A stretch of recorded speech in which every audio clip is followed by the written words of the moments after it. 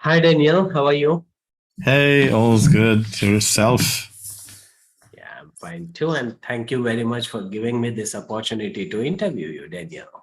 Yeah, it's a pleasure, actually. Yeah, we've been discussing these things for quite a while now. Yeah. So I guess you just got used to me. Thank you. So, friends, we have Daniel Ghanime here. He's a seasoned practitioner and trainer in hypnosis. He works with different groups of people, individuals, couples, groups, and also with sports people, right, Daniel? That's one of And my inspirations. And friends, the qualifications are huge. So to make the long bio short, is one of the renowned trainer and my mentor as well, who has been very influential in my practice and my style of delivery of hypnotherapy sessions. And once again, thank you, Daniel, for this opportunity. So you're most welcome. straight away, I want to ask you the first question: how did you get into hypnosis? I actually each time I'm asked this question, that I kind of just smile back and see like, how the hell did I get there? I don't know. Basically, it was on mere coincidence. It was my the doctor who was giving me, I was taught in morphopsychology. So basically, she said one day we're gonna go and have a training in hypnotherapy. So like hypnosis, as in like swinging watches, and stuff like that. She said, I don't know. This is no. It's more about, yeah, maybe there are swinging watches. I don't know anything. You just go with us, and then we will know what will happen. And it happened that we were there, a group of neurologists, psychiatrists, three psychologists, and one psychotherapist. Okay. And it was like, I was there, I was like, okay, let's do this. And it was fun. And I got hooked. But I got hooked actually by a simple video that the instructor gave me. He said like, okay, you can check this video out about a session. You can have some informations, ideas. And it happened to be Gerald Kine, aka Jerry. And I was like, okay, who's the dude? I don't know anything. That's a very old video. And then I went on the internet and started just searching. And then I got hooked with Hans Rudy Whiff and Omni Hypnosis Training Center. Mhm. And I got certified with them. And to cut the story short, I got, like many people, I got to know many people and met so many amazing people on the Omni Grad. It was a Yahoo group for Omni Hypnosis graduates, among which it was Wendy Weber, Beryl Komar, Ines Simpson, the late Steve Parkhill, Jerry himself, Hans Rudewipp. Most of the big names were there, and it was fun. And one day I found myself, after we had a big issue here in the country, and I sent a message to Beryl Kumar. I said like, you don't know me. I need you to help me with something. I have this and that, and we got hooked. And then she introduced me to the Elmans. So basically, I was trained by Dave Elmans, descendant, if you're ever gonna say, student, and I'm the adopted son of the of the Elmans now, with my fairy godmother and soul sister. That's and as we say, respectively, that's Beryl Kumar and Wendy Weber. So I guess I'm lucky, but yeah, I am lucky. Okay, just eat your eat your hearts out. Yeah. Okay, got it. Thank you for Yeah. mentioning those big names, like amazing, like teachers, like students, right, Daniel? So, Indeed. my very first question, because there are different school of thoughts in hypnosis. Yeah. So, could you please give some tips in choosing a hypnosis training, Daniel? Okay. If I go, not not all the trainings are bad. Not all the trainings are good. Not everything is the best. to choose a training, it has to resonate with you. Okay, most of the people, they go searching for a technique name. That's one, or searching for an instructor that is very known on the internet or something like that. And there's no specific one. So if you start with the initial basic training, you should start to have a, let's put it this way, a clear picture about what hypnosis is, what Mhm. hypnotherapy is, what is the difference between both, and what is required from that. Apart that, many trainings are just floating out there, many. But as we say, if you get a driving license, it doesn't make you a good driver. So Yes. until you have the guts to jump in that car and drive on the highway, then you will start discovering the your flaws, your weak points, the things that resonate with you, and there you need to choose something that's very important: a follow-up program, or choose yourself a mentor, just like you. Mentoring is not just something that goes like, okay, by the name, oh, he's my mentor. No, um, mentors really choose their students, or their I don't know, mentees. Like this. Yeah. So basically, if I want to go straight from the top of my head, like trainings outside the box, I could tell you, I could say Omni. That's for sure. But me being trained, and the elements to be very well rooted in that kind of perspective of hypnotherapy. We're not talking only hypnosis. Beryl Komars has, like, joined um, everything in her training, which I deliver as well. So what happens? Okay, here goes. I'm giving the pitch.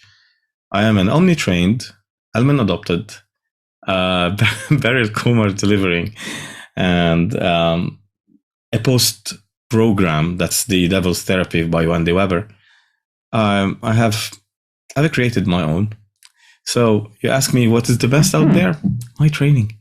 I don't know. Just like the best is out there, and I just recite. These guys, these institutes are quite interesting because, okay, I went, going. I did the benchmarking. Even I have a big Excel sheet with everything, the hours, the pricing, the way it is being delivered, the content of it, and the outcome, which is totally, no one looks at the outcome. Most of the people, they look about the product and they don't look at the outcome. And I benchmarked even students. I did some research, and it happened that there's a big gap between what happens after the certification and the first day at the clinic or the office. Most of the people, they got afraid, and then they stay away from doing that, and they find themselves just with a piece of paper on the wall, Yeah. being proud of, and they're not practicing just because they're afraid of it. So let's put it this way, guys: if you ever get a training in hypnotherapy, it's like learning a language: 80% confidence, 20% knowledge. Good. Thank you. And Daniel, a very simple question, because there could be different category of people who know hypnosis, who don't know, or who are practicing. Could you please help in understanding the difference between hypnosis and hypnotherapy? Okay, I'll give you quite an interesting way I put it. I always say that hypnosis is a cardboard box that only Mhm. interests your cat. There's an empty cardboard box, it's useless. Hypnosis on its own is useless. Whatever you do with it, that's where it gets interesting. Let's put it this way: hypnotizing someone and putting them in that state, um, and doing nothing, it's useless. It's just really useless. Most of the people, they say hypnosis is trance. No, trance induces the state of hypnosis. So basically, Dave Allman will put it this way. I always adopted the definition by Dave Allman because it's quite straight to the point, quite scientific, logically, conceptual, and you can imagine it. Hypnosis is the bypass of the critical faculty or the critical factor of the conscious mind and the establishment of an acceptable selective thinking. In the beginning, if you listen to that, it will feel like that's too complicated. It's too easy. You cannot access the subconscious mind unless you move away the critical faculty, the guy who just allows people, that guardian at the gate. So you move that away, and metaphorically speaking, no one goes and imagines there's someone in your mind. Basically, the mind is not the brain anyway. So that being said, you have to establish an acceptable selective thinking. So this doesn't deprive you of your own will. Okay, so your beliefs and stuff. So now we did that. So if I moved away the critical faculty, that's almost the state of trance. The establishment of an acceptable selective thinking, that's hypnosis, the whole thing, both of them. Now, how do you establish the acceptable selective thinking, or how do you use that? That's the therapeutic technique you're gonna use. So I always give an example of a burger. I used to give it as a hot dog, but then they said it's like not suitable for children under 18. So I give it with a burger. That's two buns. Okay, the upper bun is the induction, the hypnotic induction. The lower bun is the immersion. Okay, that's I count from 1 to 10. You go sleepy, drop it, rosy, whatever, and then you have to. I count from 1 to 10. You open your eyes, feel good. Okay. And then what goes in between, that's the therapy. So if you remove the upper bun and the lower bun, you're left with a normal psychotherapeutic protocol. Okay. So using that technique inside the bun or in the state of hypnosis, that's hypnotherapy. So basically it's two words. That's hypno and therapy. I can even get it, more complicated, but hypnosis on its own is too simple. You can teach it to anyone. Super simple. I can teach it in 30 minutes, but I cannot teach you therapy in 30 minutes. It's a lifetime process, has plenty of personal experience as you go. You learn from your clients. Since from where I come from, the school of hypnosis I come from, it's very client-centered. So it's not about me, it's about the client or the patient. It depends whether you're in a clinic or in an office. And so applying hypnosis in these kind of situations, it depends what you're using it. So hypnosis on its own is nothing. It's almost nothing. So with a therapy, that's hypnotherapy. So let's put it this way. Hypnosis is the bypass of the critical faculty. It's not a relaxation state. And most of the time you get like those reactions, people just floating there. And it feels like not very quite, relaxing, as people would say. And then you have the establishment of an acceptable selective thinking. That's hypnosis on its own. And then you get the therapy. So if you're using hypnosis for therapeutic, in a therapeutic domain or environment, and using a therapeutic, let's say psychotherapeutic or different kind of techniques in hypnosis, that's hypnotherapy. So that's why most of the people, they go putting the prefix hypno or hypn on plenty of things until you can see like a hypno burger, hypno crepes, hypno waffle. So basically it's like putting you in state of hypnosis, but it doesn't give you any added value. So that's the difference. I don't know if I complicated things more than I simplified it, but basically let's put it this way. Hypnosis is a state. Therapy is what you do. You do this in this state. You call it hypno. I call it hummus, by the way. I don't. So basically, everybody knows me about that. It's not about the name. It's what you do with it. Yeah. And Daniel, of late, I've seen like I do spiritual hypnosis, I do medical hypnosis, I do clinical hypnosis. What's your views about this distinguishment? Yeah, thank you for this question, because that question was answered in the question before. I do spiritual hypnosis. It's useless. I do medical hypnosis. It's useless. I do spiritual hypnotherapy. That's useful. I do clinical or medical hypnotherapy. That's useful. So basically, the hypnosis is a state. It's like I do spiritual state. Okay, then what you do with it? You know what I mean? It's like you're getting, I have a cardboard box for the church. Cool. What's inside it? I don't know. There's nothing.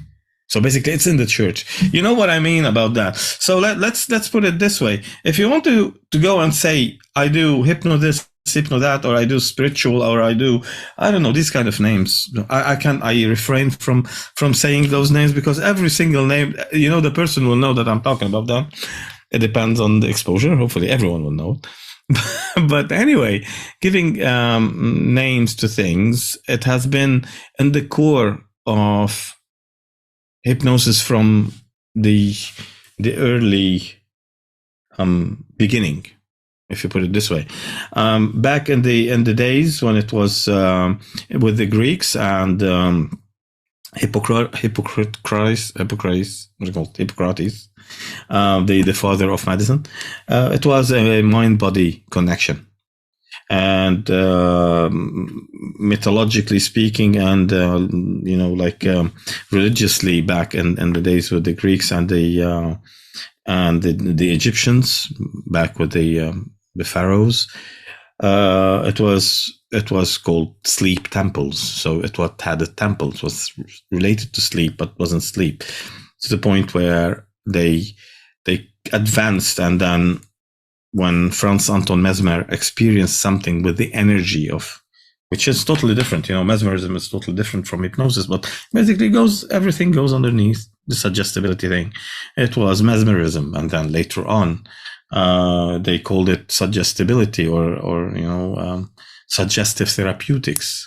It wasn't still at that moment in time. And then when Hénin de Cuvier decided to distinguish between the animal magnetism and the suggestive approach, or suggestion, the power of suggestion, he came up with the naming, with the prefix hypn.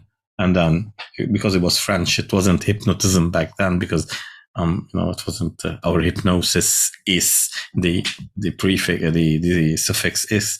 So basically, it was Braid who put the is on the hypnosis, or osis. Actually, it was the suffix osis. That was the English part, but basically the whole naming came from de Cuvier, and then it continues. So that's why I don't care what you call it.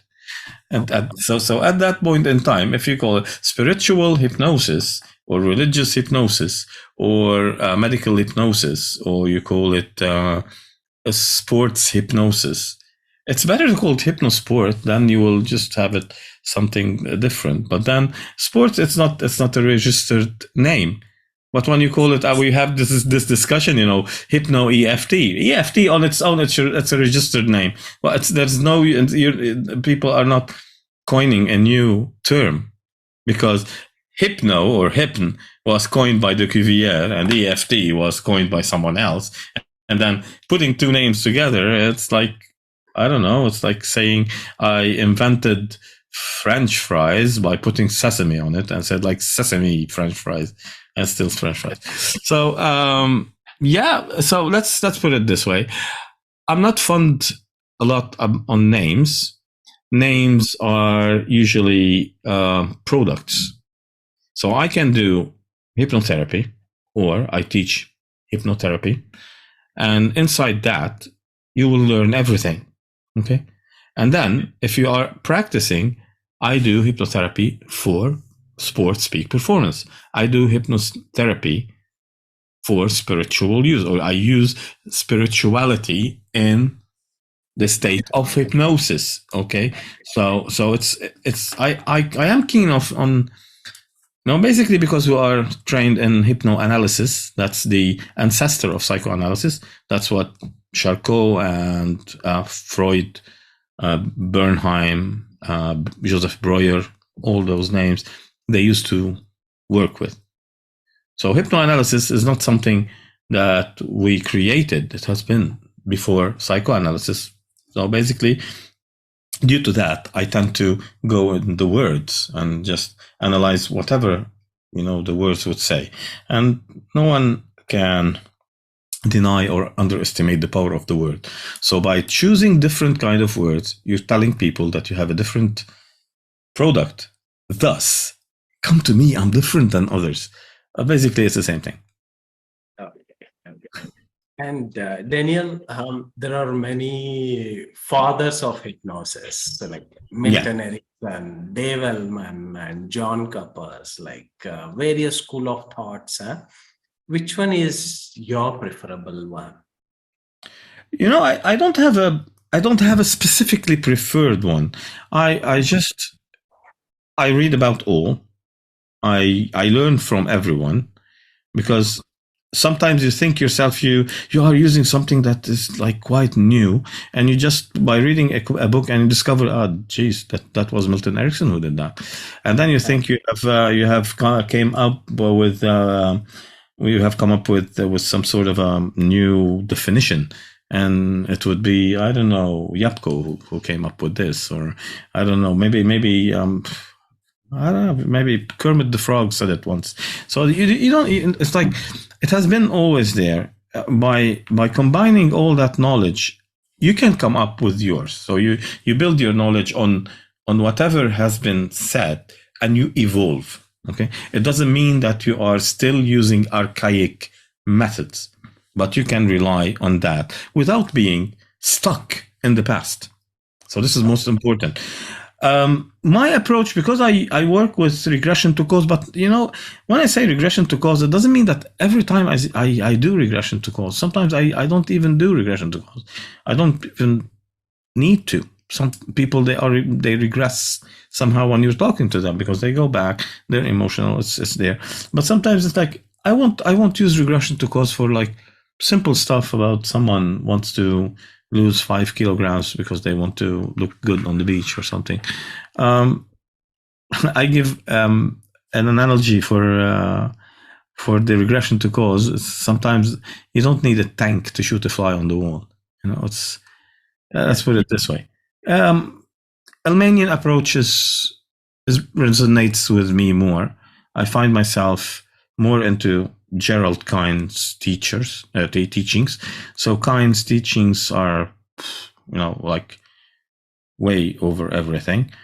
I find Ericksonian, with all due respect to everyone that's listening to me, I find Ericksonian without the Almanian approach too complicated for people to learn and too complicated for people to achieve. It's like, it is an amazing method, but at a certain point in time, you had to transform it into so many things, like NLP, for instance, in order to be able to understand it well. So, because Milton Erickson didn't write, he didn't teach, let's say, put it in the term. So it was him. Ericksonian hypnosis is Milton Erickson.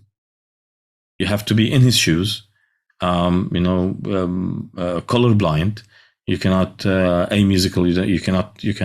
You cannot distinguish music. You have polio. All this until you have that very focused attention, and his methods and wit, and he's a genius in order to do it his way. So going to imitate Milton Erickson, it's quite complicated. So this is why many people, they just decorticated the whole thing and created that approach. Dave Ellman Dave Allman's teachings are teachable, reproducible, rapid, reliable, because it's like it's very systematic. It's being taught to everyone in a certain way that, to save time, because doctors, they don't have time. Let's put it this way.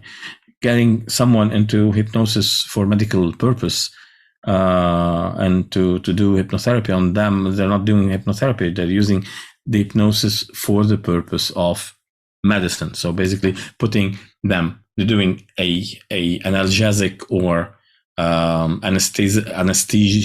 anesthetic kind of hypnotherapy to get them into that and work with it. You don't have the time. Otherwise, they won't be working, because if they're gonna stay there for about an hour to get them into hypnosis, and then you reprogram them for anesthesia, that will take you ages. All the rest of the clients, they will either die or leave.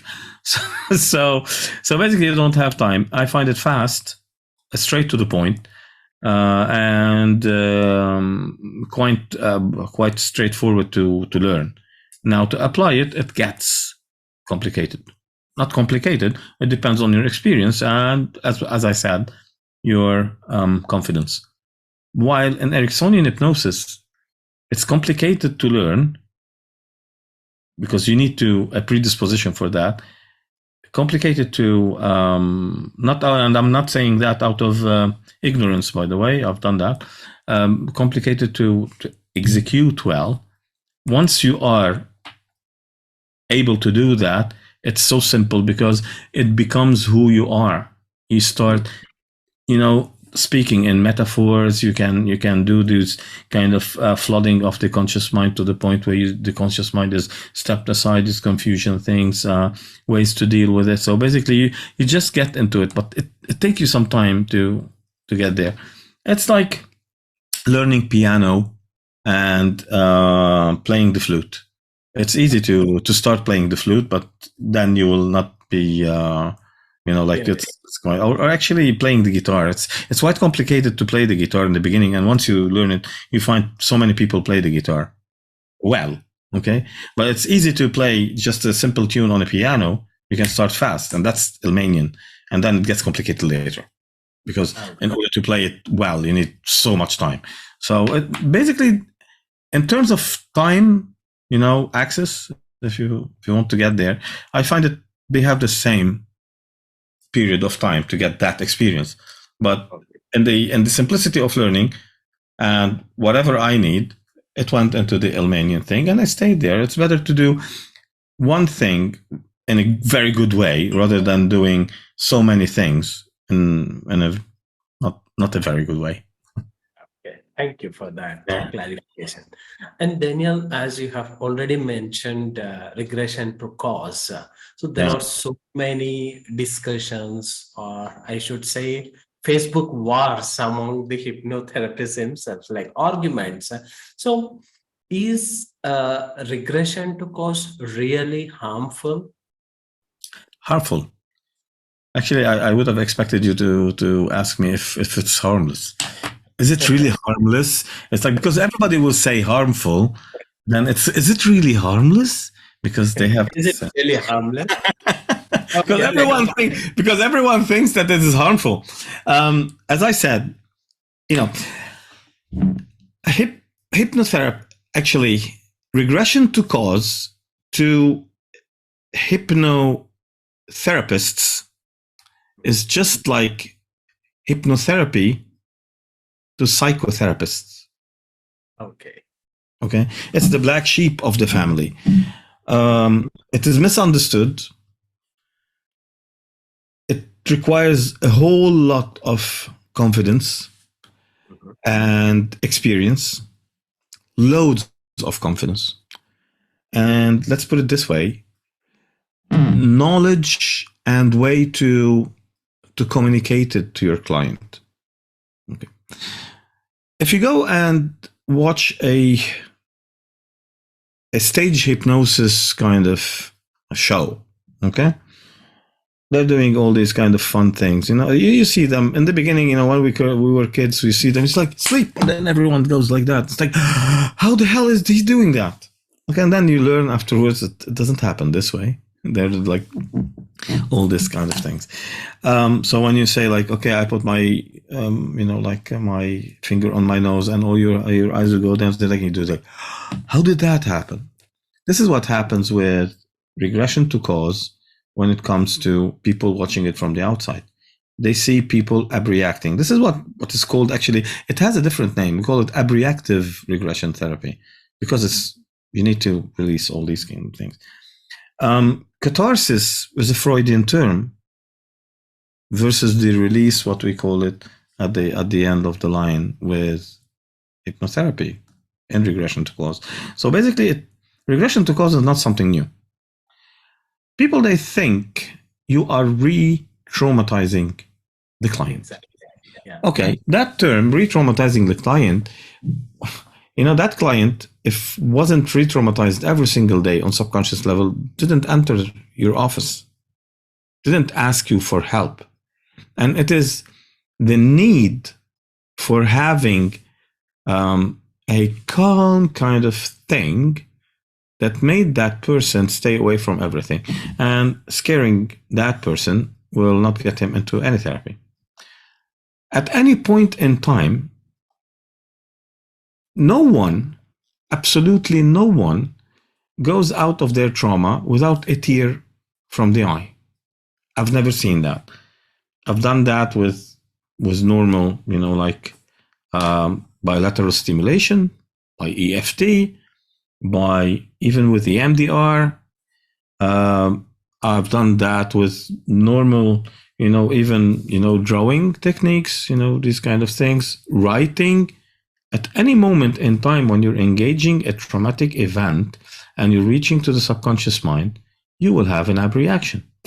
So what is an abreaction? An abnormal reaction. And that abnormal reaction can happen anywhere. It can happen at home. They call it panic attack. It can happen in the car. It can happen as a emotional meltdown. We give it every single name, okay? When it is outside the office or the clinic. And then when they come to the clinic, we call it an abreaction. And you're re-traumatizing that person. But that person, when they are re-traumatized every single day by panic attacks, IBS, irregular bowel syndrome, the migraine, fingernail bitting, trichotillomania, just like the hair thingy, scratching, these kind of things, they are abreactions. It's not normal to do that. It's an abnormal reaction to a certain feeling, image, thought, emotion, or sensation that is happening there, and it became the behavior by repetition becomes a habit, and that habit is an abnormal reaction. So basically, when they say re-traumatizing the client, so let's put it this way: when the client they have a panic attack, does that mean they are re-traumatizing themselves? I don't think so. So going into that road of re-traumatizing the client, basically whatever happened to that client got him into that position. To get out of that position, pick your skill, pick your technique. And I bet you, whichever technique you're gonna approach that client with, they're gonna have a tear coming out from their eye.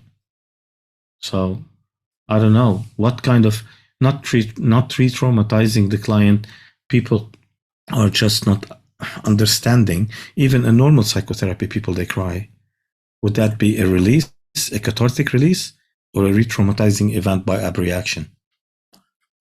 Until we are able to define those things, I will adopt another thing that Dave Allman said.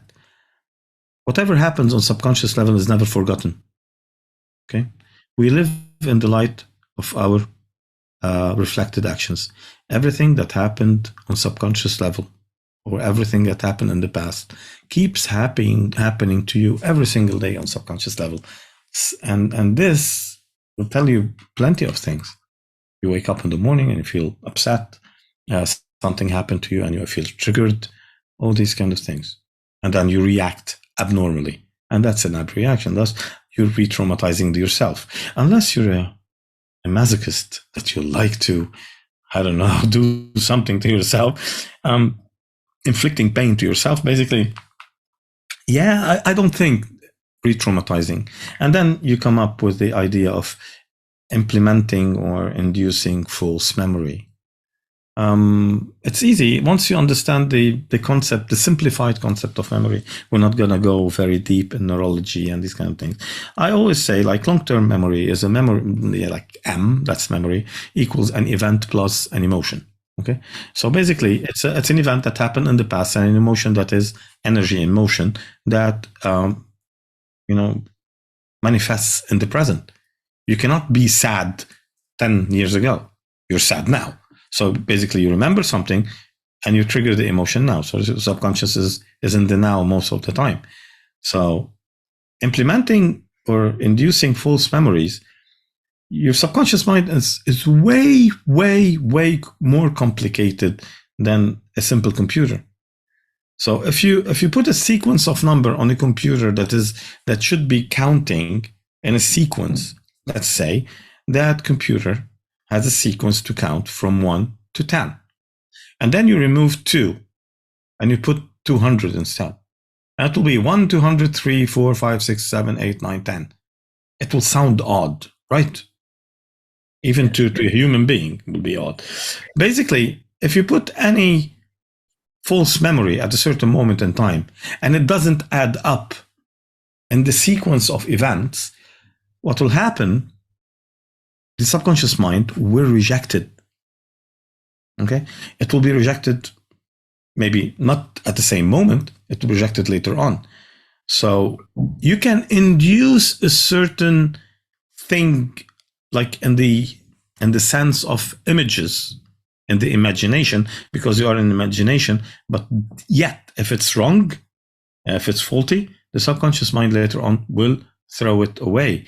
Now, if you go tell me, okay, there were so many projects, by all means in psychiatry and MK Ultra stuff, kind of mind control. I could definitely say hypnosis wasn't only used in order to reach that point. Okay, so yes, you can have these kind of images, and this is where it is the experience of the therapist that should be there to tell the client that in whichever way, even in guided imagery, you should tell them, you just imagine that you are on a beach. You don't tell them you are on a beach.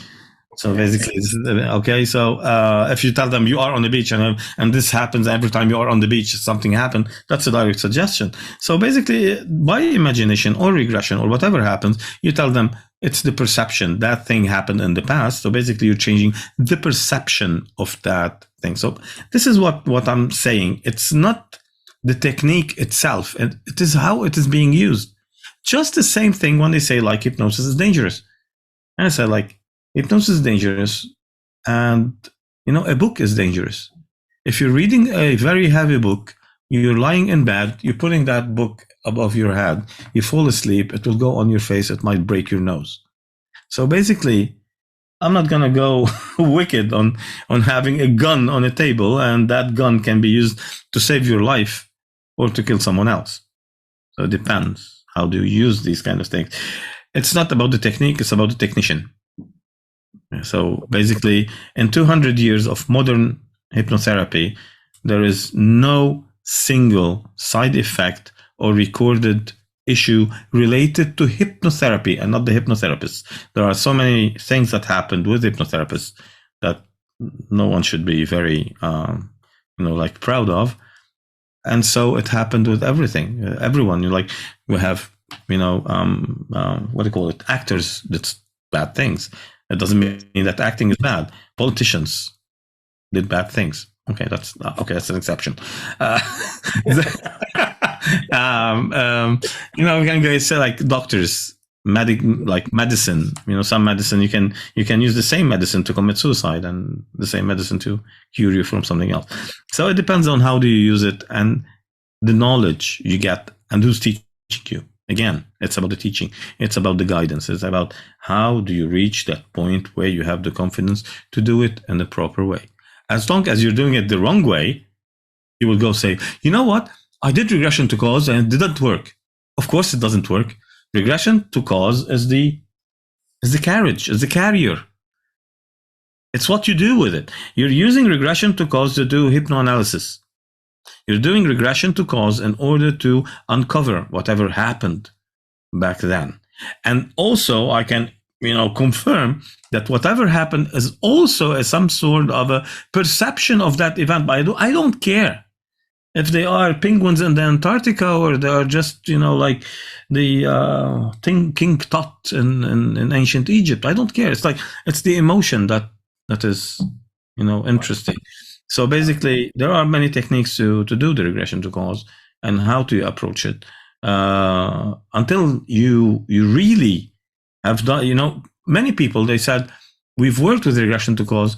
We did plenty of amazing things with it, but now we don't use it anymore because we found a simpler way, a simpler technique. That doesn't mean that regression to cause is not working. Okay, you know what I mean? So many people whom I really, really, really, really, like appreciate and kind of I see them in a very good place. How we go what's his name? I remember. It's like they speak about it.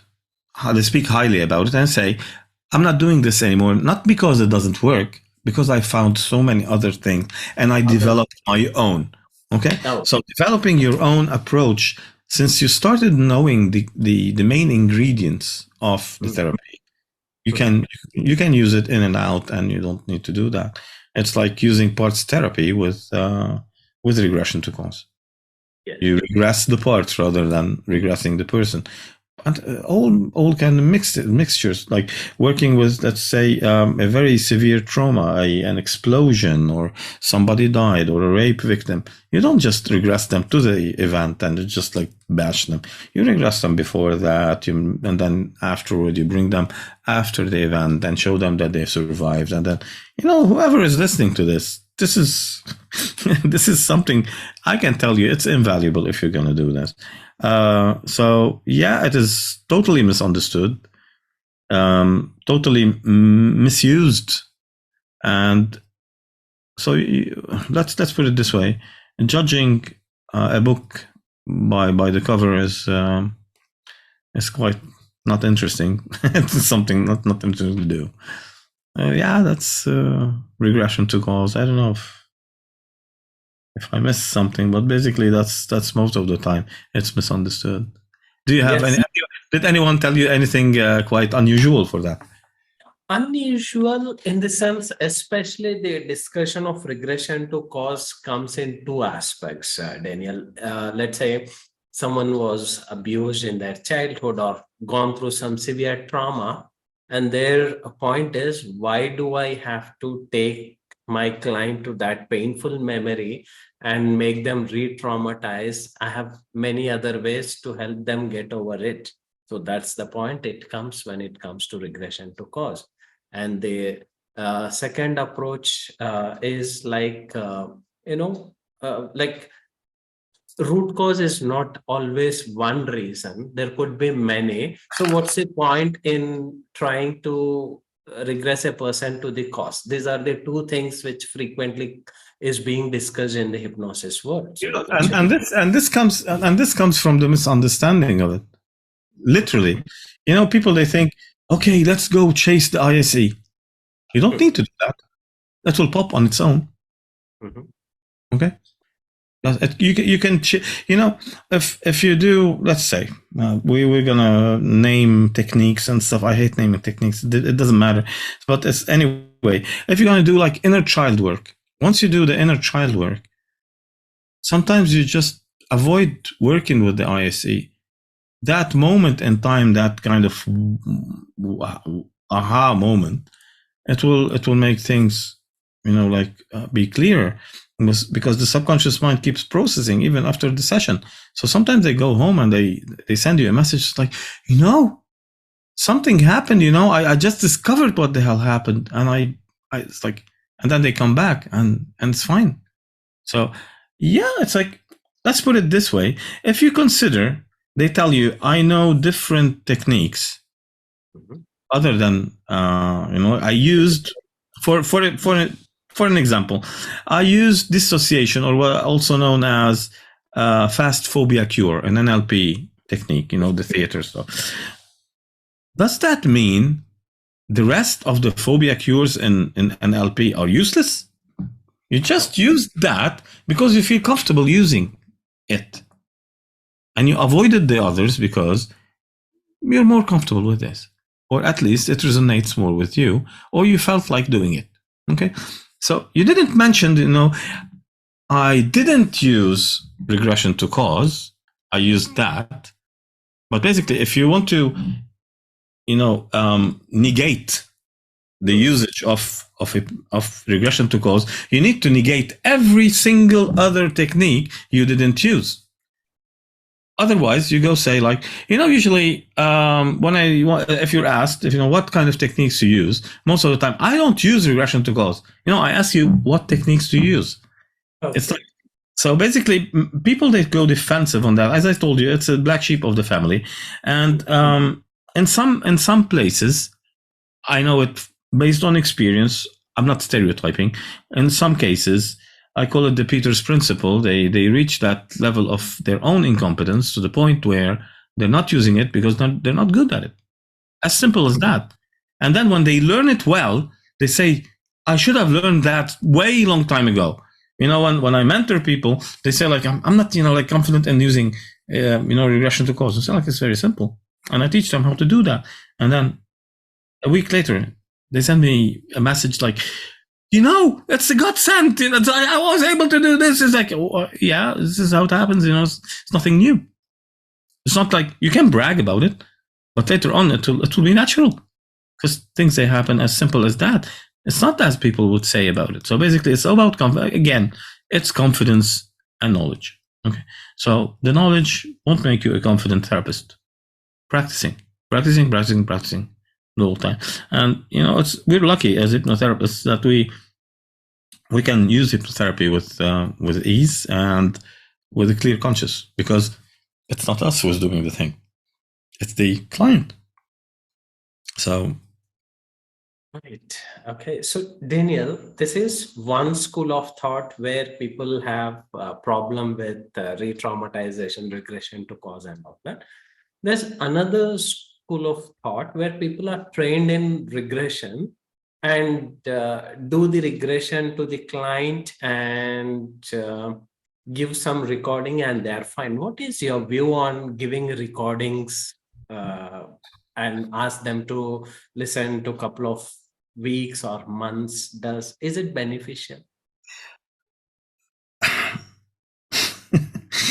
Okay, I'm not so fond of that. I don't do recordings, and to tell you the truth, I prefer doing the direct drive at the clinic or in the session, rather than sending them a direct drive session by giving them a direct suggestion. And I'm laughing because it reminded me about one episode, Friends. And okay, everybody knows that the episode with hypnosis thingy, and yeah, many people would give that. Sometimes it feels to me, with all due respect to everyone who's giving that, it's an extra money, which is good. Okay, so it gets like more attractiveness of cross-selling. You say like, okay, I'll give you the session for $250 or $500, and I give you a recording that you listen to it for 3 weeks or 3 months. Okay, I've never met anyone who is able to continue that listening to that recording program for more than a week. You know why? For a simple reason. When you're doing that, unless you're giving them a post-hypnotic suggestion that you will listen to that effortlessly, they're going to use their willpower. Once they use their willpower, they're engaging the conscious mind into doing something. And sometimes there are more priority for doing something else, even though it feels like I'm going to go to sleep, but I have a homework that I have to listen to this. Even though this, I can listen to it and sleep afterward. It doesn't matter. But the thing is, when you engage your willpower can be there for you on one simple subject for 2 weeks, and then afterward, your willpower, it's a conscious process anyway. So basically, as a conscious process, your willpower will not serve you as a certain reminder that you need to listen to that. So you will listen to it for 2 weeks, and after 2 weeks, you start feeling, I don't want to continue with that, until you go, do the program and that. And it's one thing, I've heard it so many times, if nothing happened, they blame the client. You didn't listen to it more than 2 weeks. You didn't listen to it for 21 days, because in 21 days you create something. So basically, you just throw it on the client. I hate to do that. I just I like to take responsibility of whatever I do. And it's sometimes whenever you're doing a direct drive session, you need to record that session in the session with that person at the same time. Because I don't believe in the one size fits all thing. Okay, you want to stop smoking? Take this. It's like one one thing that Jerry was saying about how to read a script. It's like, remember a day when you were a boy or a girl. Just take a look at your client because you're reading it, boy or girl. Then you look at that. Give a look at your client and see whether they are man or a woman. So basically, you cannot go sending something that one size fits all. It's a good money, but I don't know if people have, I don't know. It's like the inclination of doing that anymore, unless you're giving them this as some sort of a pill. They have to take it after the session. No. Then the simple answer is no. The long answer, I went through it.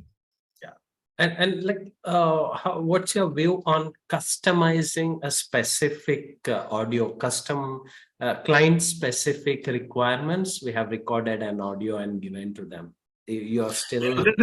This is what I said. If I ever wanted to record something as a direct drive, I have to have that client in front of me due to the aspect of connecting on subconscious level as a client and therapist, and then do that in person and record it, and then give them that recording to listen to it.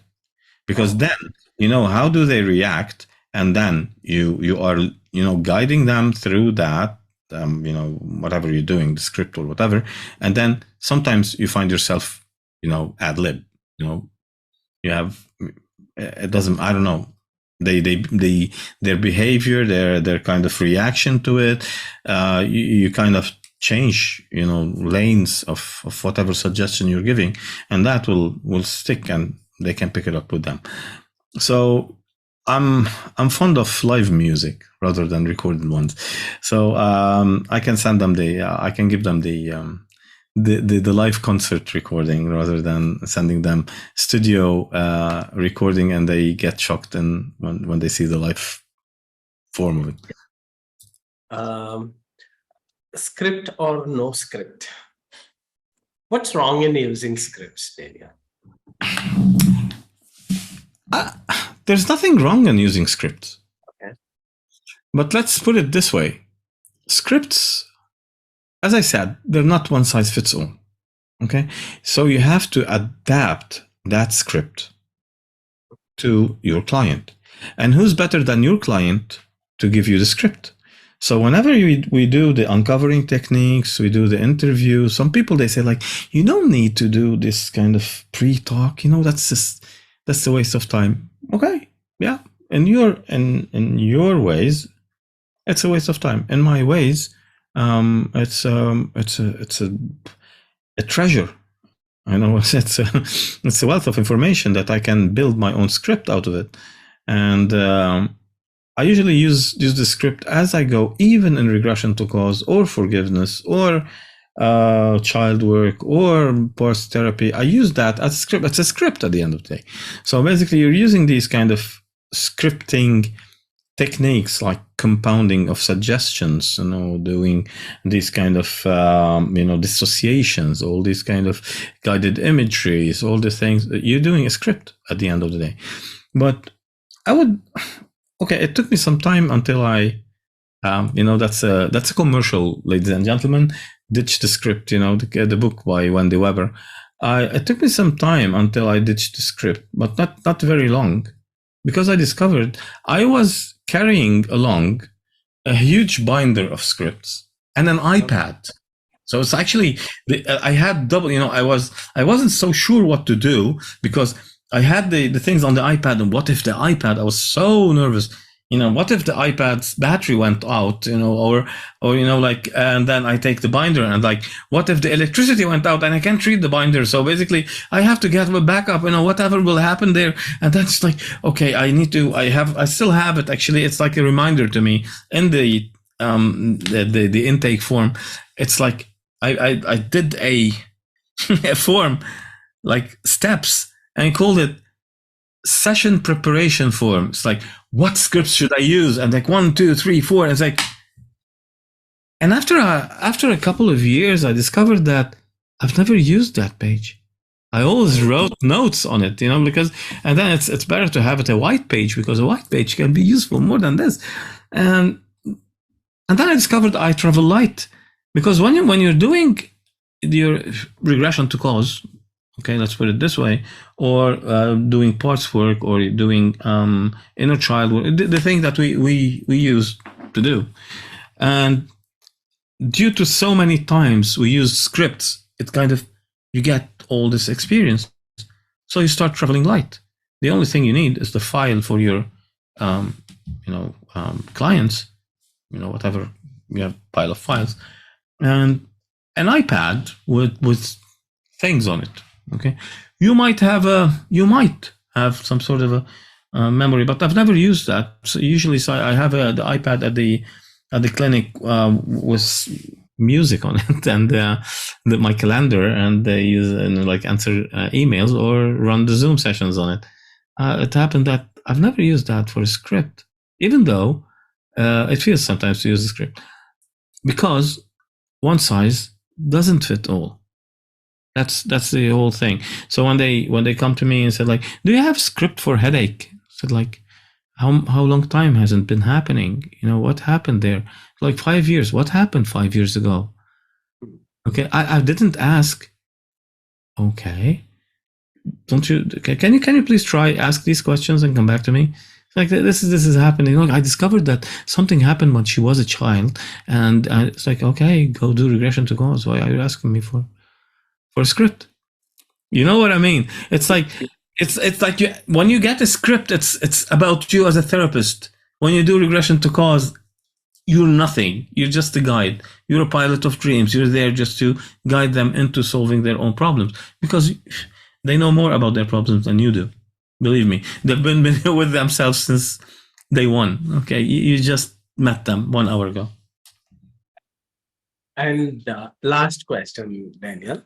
What is your suggestion for people who are scared of learning or applying regression to cause? And second, extension of it is, some people are trained in it but haven't got enough experience. So would mentoring help them in such cases? Okay, the first part, you're talking about being afraid as a client or as a therapist? As a therapist. As a therapist, afraid of doing it. Afraid of doing it, but got trained and not feeling confident and scared. Exactly. This is what I was going through. I can tell you one thing. As we say, there's a proverb, we say it here in Lebanon, or in Arabic actually. It's the man is man, as in capital M, human being, is the enemy of what they ignore, or they're ignorant of.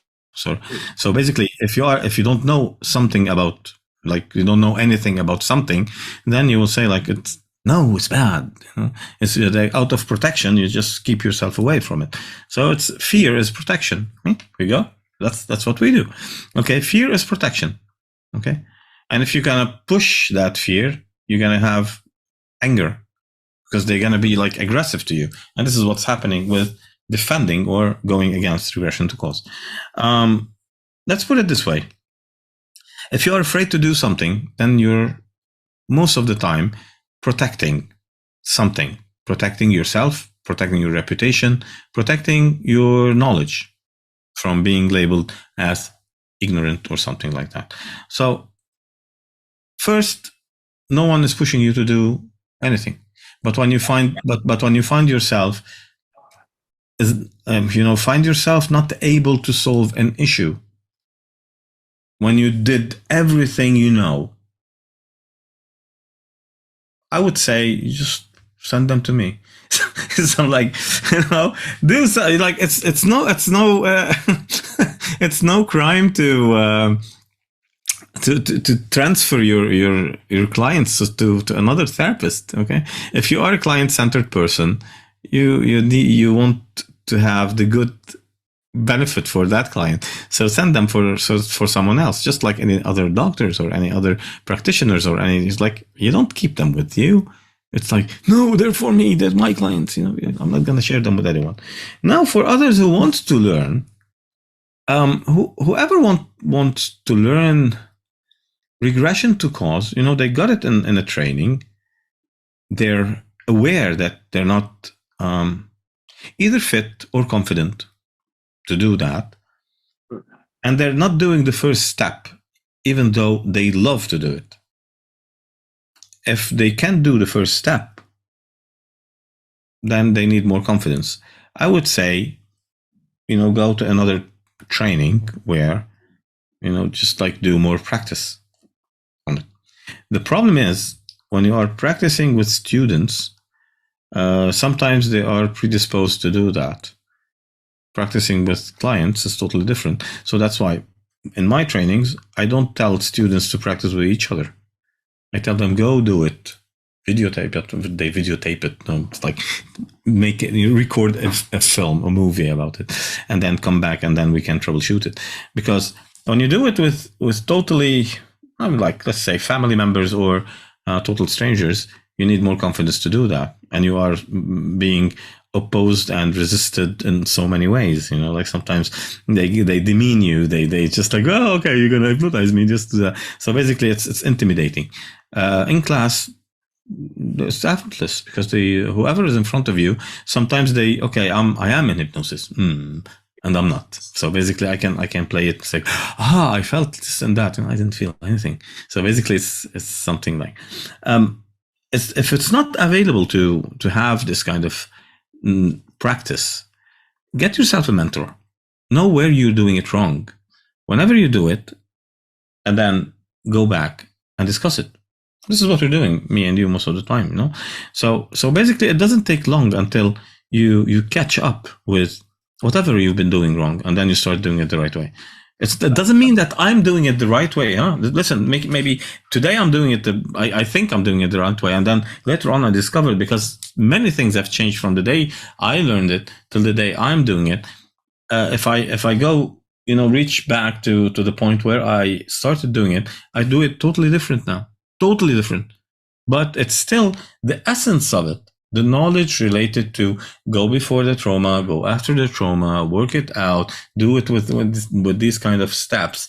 It is still there. The ingredients are still there. Okay, so it's up to you how to use them. So first, fear. Stay away from fear because it's protecting you from something.